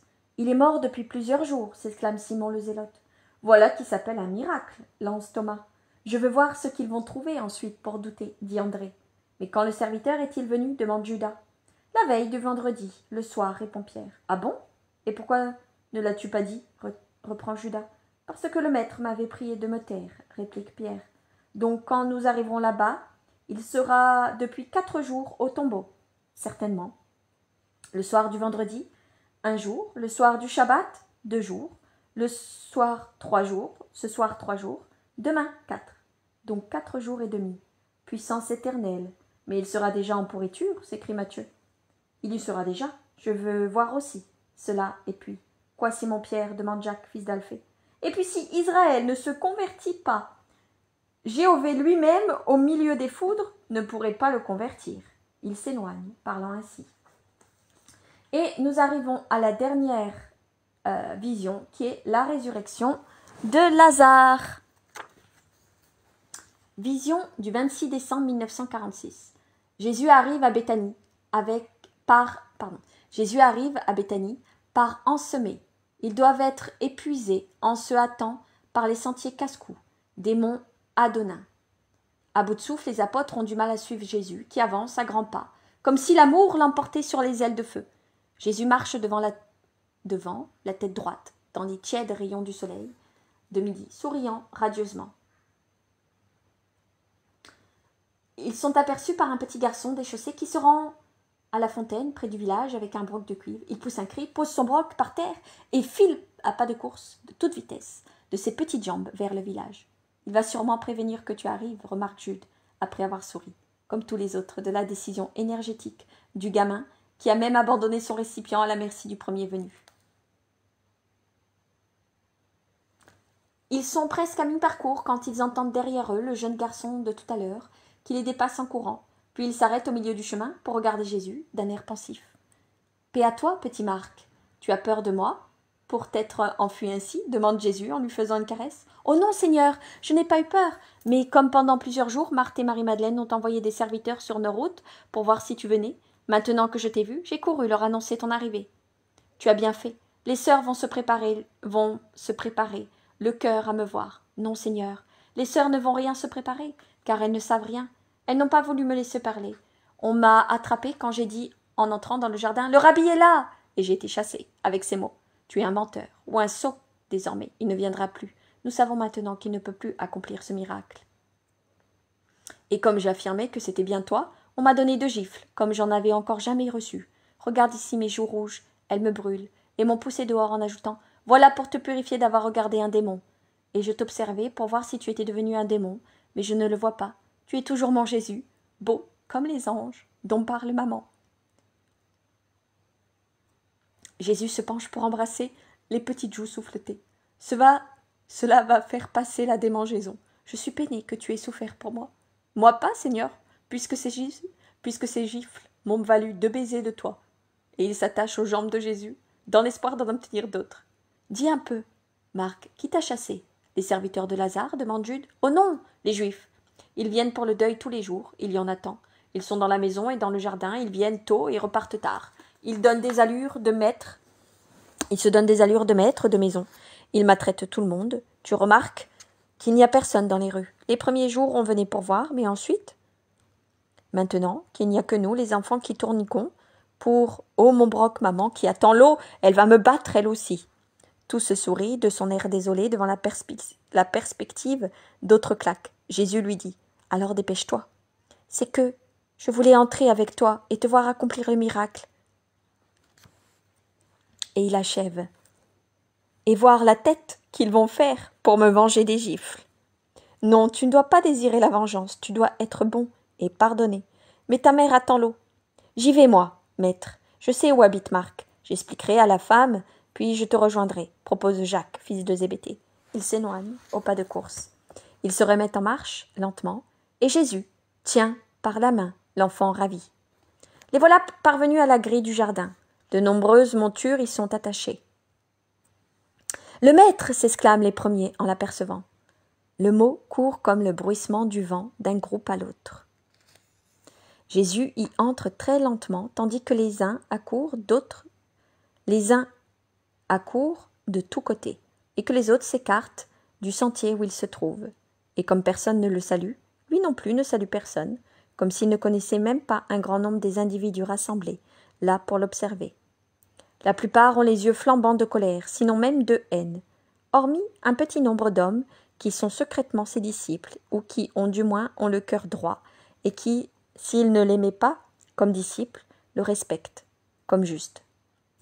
À ce groupe appartient Joseph, Nicodème, Jean, Éléazar, un autre scribe, appelé Jean lui aussi, vu à la multiplication des pains, et un troisième Jean qui a rassasié la foule à la descente du mont de béatitude, Gamaliel accompagné de son fils Josué, Joachim, et aussi Manaën, le scribe de Joël d'Abia, rencontré au Jourdain dans l'épisode de Sabaï. Et Cousa qui regarde Jésus de loin, un peu intimidé de le revoir après sa méprise, ou peut-être retenu par le respect humain, n'osant pas s'avancer comme ami. Il est certain qu'il n'est salué ni par ses amis, ni par ceux qui l'observent sans hargne, ni par ses ennemis.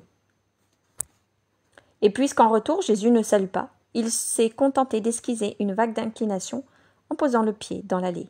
Puis il a continué tout droit, comme s'il était étranger à l'assistance nombreuse qui l'entoure.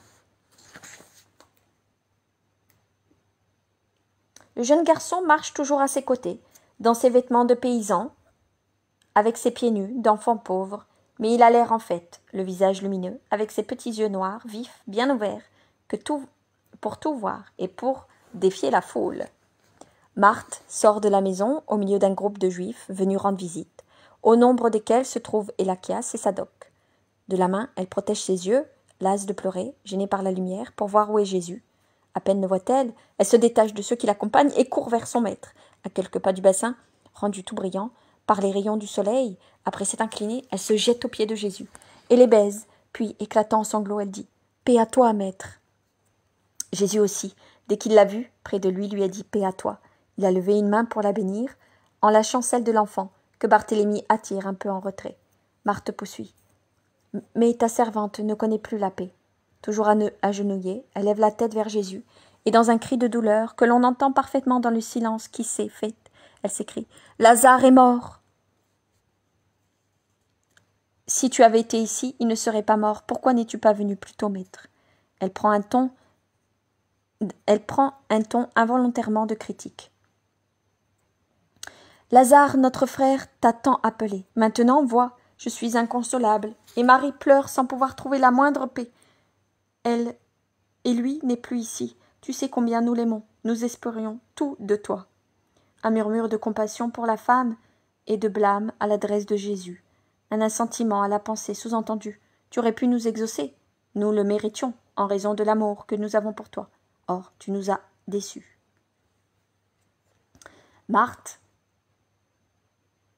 après s'être essuyé le visage, reprend. « Mais j'espère encore, car je sais que tout ce que tu demanderas à ton Père te sera accordé. » Par cette douleur et héroïque profession de foi, prononcée d'une voix que les larmes font trembler, avec un regard qui tremble d'angoisse, elle exprime espérance qui tremble dans son cœur. « Ton frère ressuscitera. Lève-toi, Marthe. » Marthe obéit, tout en restant courbée, en vénérant devant Jésus, à qui il répond. « Je le sais, maître, il ressuscitera au dernier jour. Je suis la résurrection et la vie. Quiconque croit en moi, même si il mort, vivra, et celui qui croit et vit en moi ne mourra pas éternellement. En es-tu convaincu? » Jésus qui d'abord avait parlé à mi-voix, est uniquement à Marthe, hausse le ton pour dire ces phrases où il proclame sa puissance divine. Marthe, à qui Jésus semble voir transmettre une espérance de plus en plus forte, en tenant la main appuyée sur son épaule, lève la tête qu'elle gardait penchée.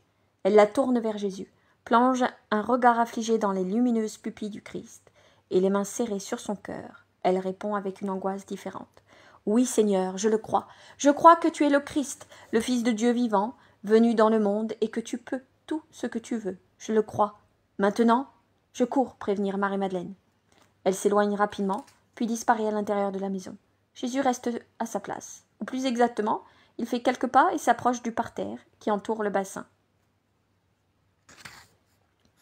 Les Juifs l'observent. Ils se sont involontairement séparés en groupes bien distincts.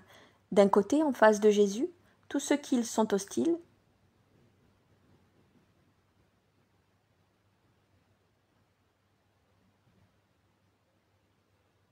Plus loin, Gamaliel, toujours à sa place et dans la même attitude, est seul, car son fils et ses disciples se sont séparés de lui pour se répartir entre les deux groupes principaux afin d'être plus proches de Jésus. Poussant son cri habituel, « Rabouni !» Marie-Madeleine sort de la maison en courant, les bras tendus vers Jésus. Elle se jette à ses pieds, qu'elle baise en sanglotant. Plusieurs Juifs qui étaient dans la maison avec elle l'ont accompagnée, unissent à ses larmes les leurs, d'une sincérité douteuse. Maximin, Marcel, Sarah et Noémie ont suivi Marie, Madeleine, ainsi que tous ses serviteurs, et de grandes lamentations s'élèvent. Je crois qu'il m'est resté personne dans la maison. Marthe, en voyant sangloter ainsi Marie-Madeleine, redouble elle aussi de larmes. Paix à toi, Marie-Madeleine, lève-toi, regarde-moi. Ce sont les personnes sans espérance qui pleurent ainsi.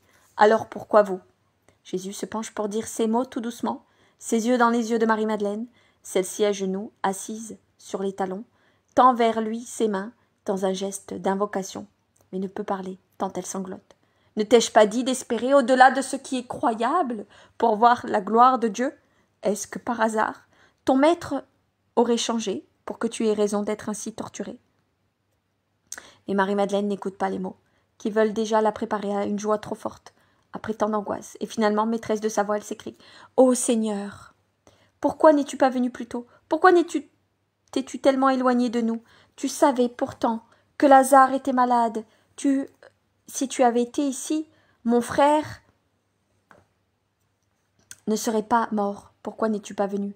Je devrais avoir encore le temps de lui montrer que je l'aimais. Il devait vivre. Je devais lui montrer que je persévérais dans le bien. Je l'ai tant angoissé, mon frère. Et maintenant que je pouvais le rendre heureux, il m'a été enlevé. Tu pouvais me le laisser, donner à la pauvre Marie-Madeleine la joie de le consoler, après avoir causé tant de souffrances. Oh, Jésus, Jésus, mon maître, mon sauveur, mon espérance. Et elle s'abat de nouveau le front sur les pieds de Jésus, qui se trouve de nouveau baigné de larmes de Marie.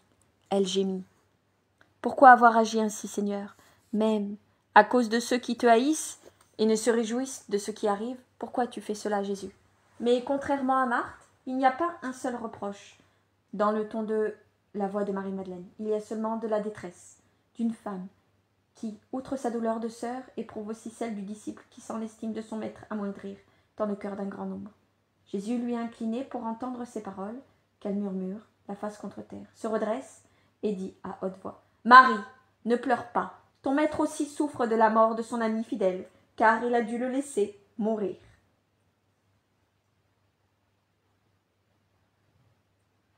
Jésus dit encore plus fort « Mais je te le dis, ne pleure pas, lève-toi, regarde-moi. Crois-tu que moi, qui t'ai tellement aimé, j'ai agi ainsi sans raison? Peux-tu croire que je t'ai causé cette peine inutilement? Viens, allons vers Lazare. Où l'avez-vous mis » Jésus n'interroge pas Marie-Madeleine et Marthe, que leurs sanglots étouffent, mais il s'adresse à tous les autres, surtout à ceux qui sortit avec Marie-Madeleine de la maison, semblait plus troublée. Marthe, à côté de Jésus, qui a forcé Marie-Madeleine à se lever et qui la conduit, car elle est aveuglée par les larmes. Elle lui montre de la main l'endroit où se trouve Lazare, et quand il s'en approche, elle dit « C'est ici, maître, que ton ami est enseveli. » Et elle indique la pierre posée obliquement à l'entrée du tombeau. Pour s'y rendre, Jésus est suivi de la foule, a dû passer devant Gamaliel. Ils ne se sont toujours pas salués. Gamaliel s'est ensuite uni aux autres en s'arrêtant, comme tous les pharisiens, les plus rigides, à quelques mètres du tombeau, alors que Jésus s'avance tout près avec les sœurs. « Enlevez cette pierre !» s'écrie soudain Jésus, après s'être essuyé les yeux.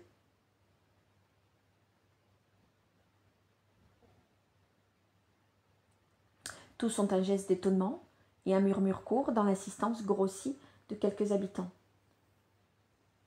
Il est fou! Personne n'exécute l'ordre, même chez les plus fidèles. On hésite, on répugne à obéir. Jésus réitère plus fort son ordre, effrayant encore davantage les gens. Pris par deux sentiments opposés, et après avoir pensé à fuir, il s'approche soudain pour voir, défiant la puanteur de toute proche du tombeau, que Jésus veut faire ouvrir. « Maître, ce n'est pas possible, intervient Marthe, en s'efforçant de retenir ses pleurs pour parler. Voilà déjà 4 jours qu'il y est dessous, et si tu sais de quelle maladie il est mort, seul notre amour pouvait le soigner. Maintenant l'odeur est certainement encore plus forte, malgré les onguents. Que veux-tu voir, sa pourriture? On ne peut pas, même à cause de l'impureté de la corruption. Ne t'ai-je pas dit que si tu crois, tu verras la gloire de Dieu? Enlève cette pierre, je le veux. » C'est un cri de volonté divine. Un « oh » étouffé jaillit de toutes les poitrines. Marthe fait un signe à Maximin et celui-ci ordonne au serviteur d'aller chercher les outils nécessaires pour remuer la lourde pierre. Marthe demande doucement « Maître, tu veux y descendre? Si oui, il faut des torches. » Il travaille en faisant entrer la pointe brillante des pics entre la roche et la pierre, puis il remplace les pics par les leviers, et enfin il soulève avec précaution la pierre en la faisant glisser d'un côté, en la traînant ensuite prudemment contre la paroi rocheuse. Une puanteur infecte s'échappe du trou obscur et fait reculer la foule. Jésus ne lui répond rien. Il lève les yeux vers le ciel, ouvre les bras en croix, et prie d'une voix très forte, en scandant les mots « Père, je te remercie de m'avoir exaucé. Je savais que tu m'exauces toujours, mais je te le dis, pour ceux qui sont présents ici, pour le peuple qui m'entoure, afin qu'ils croient en toi, en moi, et qu'ils sachent que tu m'as envoyé. » Il reste encore un moment ainsi, comme en extase, tant il est transfiguré. Silencieusement, il dit des paroles secrètes de prière ou d'adoration, je l'ignore. Ce que je sais, c'est qu'il a tellement dépassé l'humain qu'on ne peut le regarder sans se sentir le cœur trembler dans la poitrine. Il semble devenir éclatant, en perdant son aspect corporel, se spiritualiser, grandir et même s'élever de terre. Il reste ainsi quelque temps, puis redevient lui-même, l'homme, même d'une majesté puissante. Il s'avance jusqu'au seuil du tombeau. Jusqu'à ce moment, il avait gardé les bras ouverts en croix, les paumes tournées vers le ciel. Maintenant il étend devant lui, les paumes vers la terre, de sorte que les mains se trouvent déjà à l'intérieur du tunnel, du tombeau, toutes blanches dans le noir. Il plonge le feu bleu de ses yeux, dont l'éclat miraculeux est aujourd'hui insoutenable, dans cette obscurité muette, et d'une voix puissante, il pousse un cri plus fort que celui par lequel, sur le lac, il avait ordonné au vent de tomber.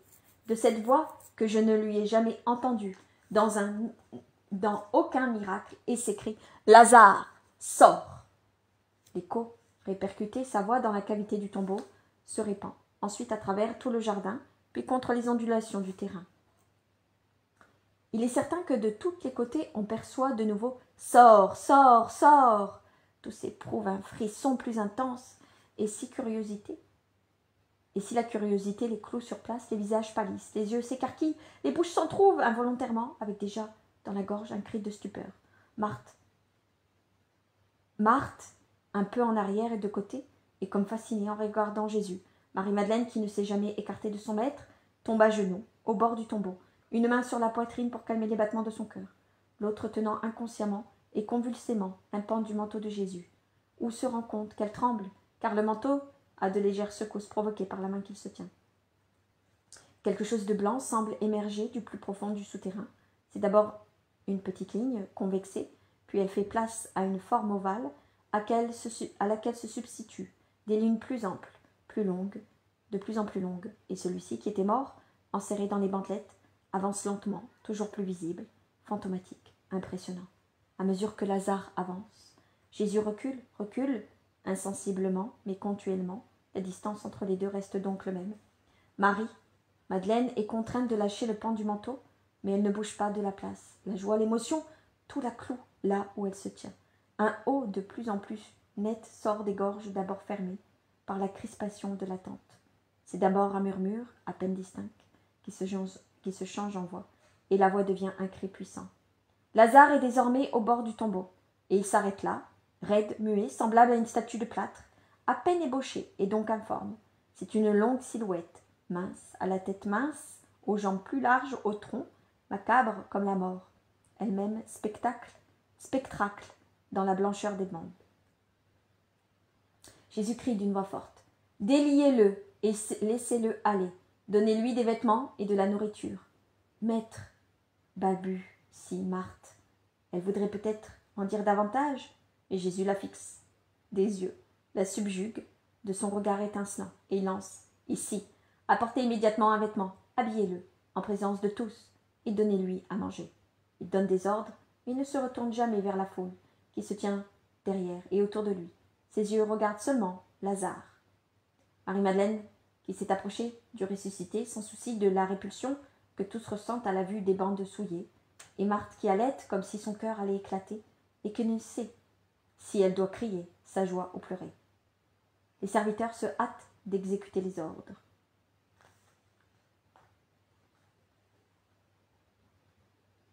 Les bandelettes étroites et très longues, de lin, me semble-t-il, garnies de lisières et de deux côtés, et certainement tissées pour cet usage, se déroulent comme des rubans d'une grande bobine, et s'entassent sur le sol, alourdis par les aromates.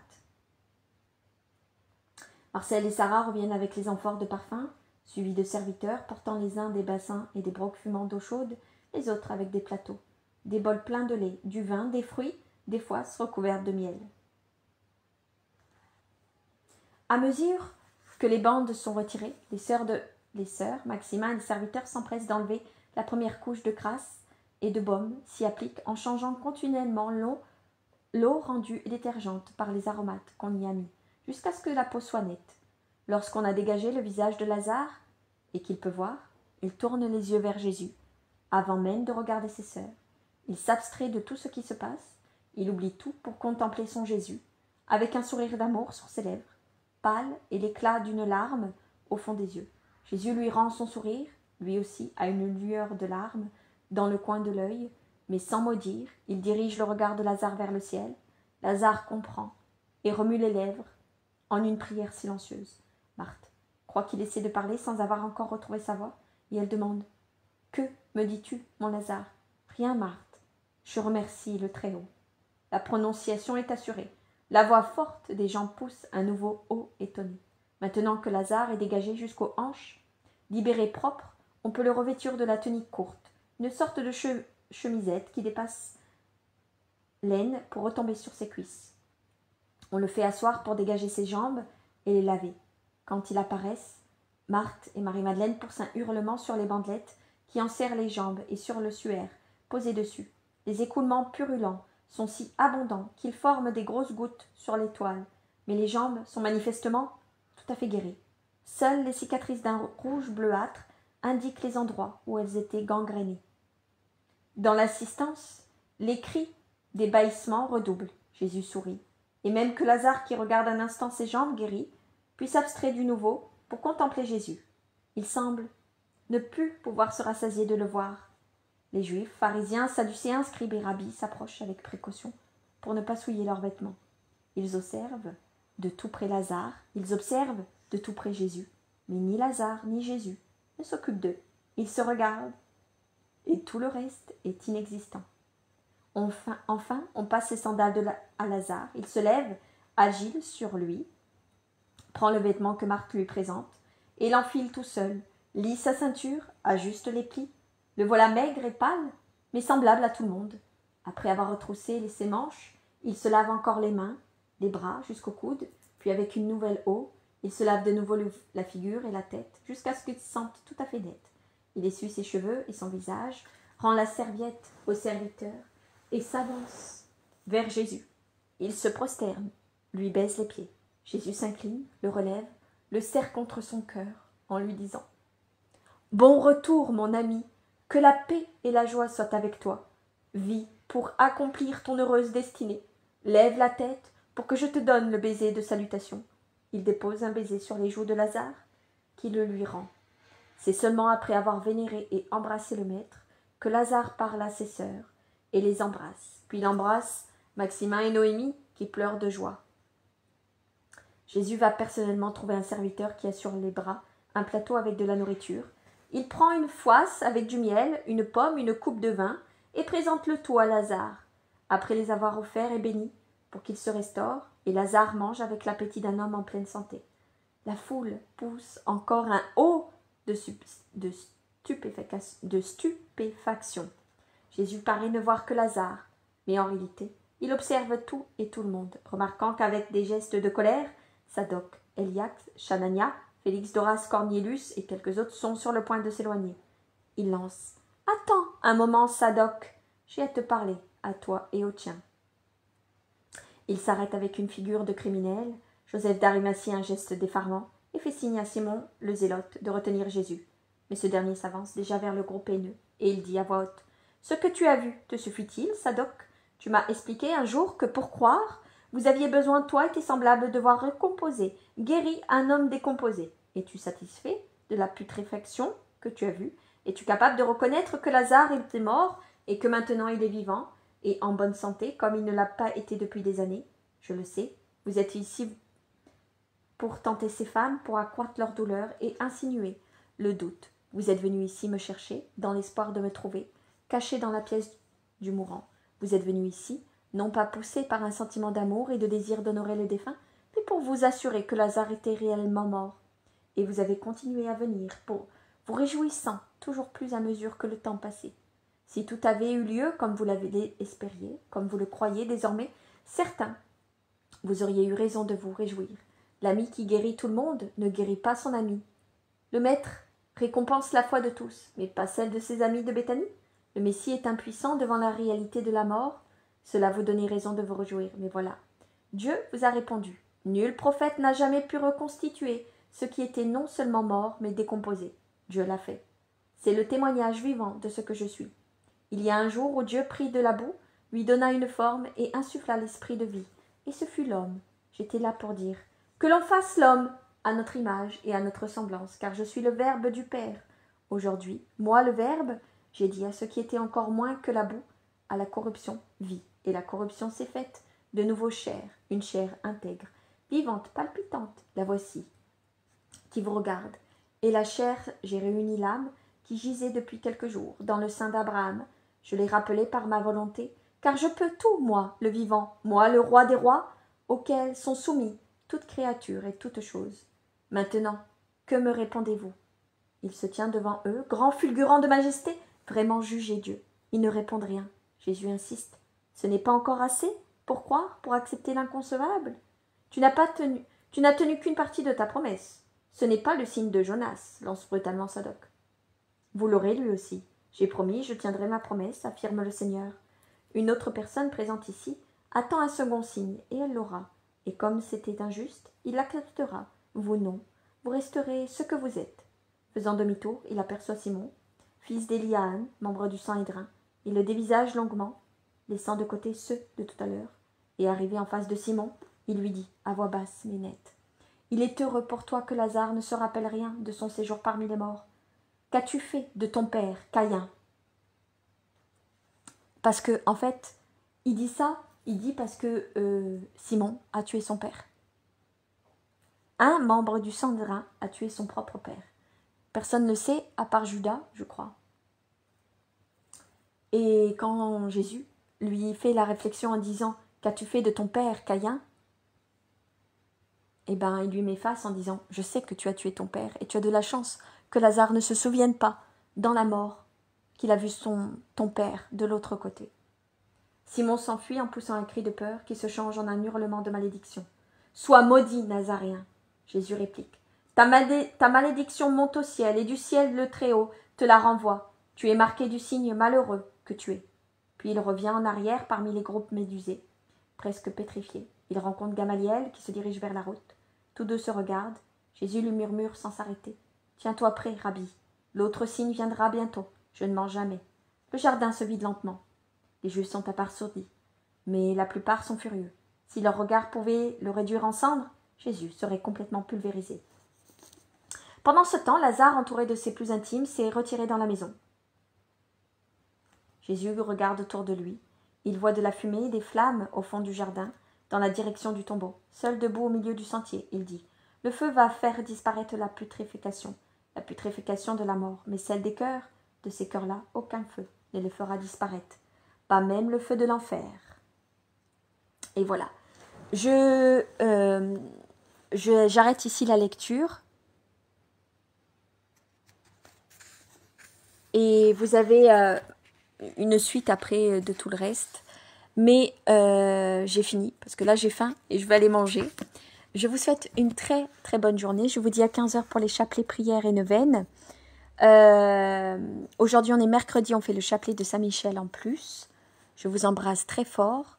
À tout à l'heure 15 h. Que Dieu vous accorde sa paix, Jésus et Marie, leur miséricorde et leur amour, et que les anges vous accompagnent. Bisous.